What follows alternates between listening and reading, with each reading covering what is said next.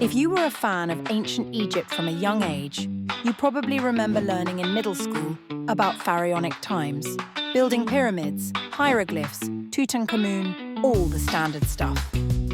But what I am sure they never taught you about was sex in ancient Egypt. In this article, you will learn about lovemaking and the gods, sexual mores, and problems that people often suffered from in ancient Egypt.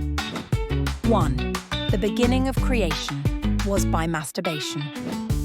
The very first Egyptian god was Atum, who created himself. He had no wife, so in order to beget his children, Shu and Tefnut, he masturbated. The term the god's hand came to be associated with females over time, since Atum's hand played the female role in the original creation. Royal women of Dynasty 18 often bore this title, and it came to be very common as a title of the daughters of the Nubian kings who ruled Egypt in Dynasty 25.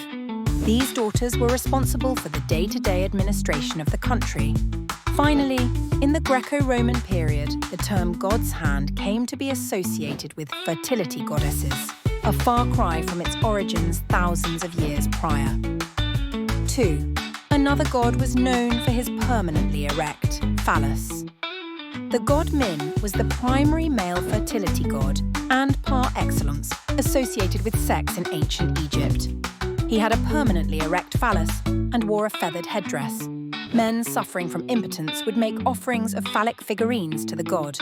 He was associated with lettuce, as Egyptian lettuce emitted a white milky sap similar to semen. These figures of Min are still the focus of magic rites in Egypt today.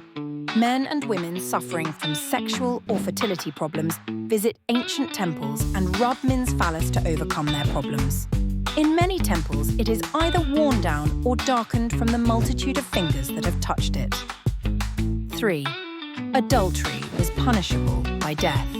Like in any society, sex in ancient Egypt did not only take place within a marital context. Extramarital relationships surely existed, but they were not only frowned upon, but could be punished by death. A rather sordid affair is attested from the village Deir el-Medina, where the workmen who built the tombs in the Valley of the Kings. A chief workman named Paneb engaged in all sorts of nefarious behaviour such as theft, corruption, and fighting. Adultery was one of his alleged crimes. He had intercourse with many married women, and his son even joined him in his escapades with an unmarried woman. In one case, he raped a woman by ripping off her clothes and throwing her on top of a wall. 4. Magic, to attract the opposite sex in ancient Egypt. Voodoo dolls were one of the most common ways of casting magic in later times in Egypt. Sometimes this magic was directed at a woman by a man. In one case, a man had a magician make for him a voodoo doll of a woman he wanted no other man to have. The figurine was pierced with bronze nails and accompanied by a lead tablet inscribed with a spell.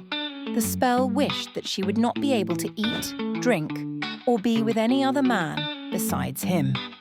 The text summoned a demon to pull her by her hair and intestines until she came to him.